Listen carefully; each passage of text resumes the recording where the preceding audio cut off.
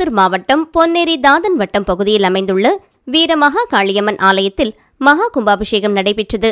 பல 100 ஆண்டுகள் பழமையான ஆலயத்தில் யாகசாலை அமைத்து யாகங்கள் வளர்க்கப்பட்டு பூர்ணாகதி நிறைவேற்றி கலச புறப்பாடு செய்து ஆலயத்தில் உள்ள வீரமகா காளியம்மனுக்கு சிறப்பு கலச புனித நீர் ஊற்றி சிறப்பு அபிஷேகம் செய்து ஆராதனை காண்பிக்கப்பட்டது. ஆலயத்தில் திரளான பக்தர்கள் கலந்து கொண்டு அருள் பெற்று சென்றனர்.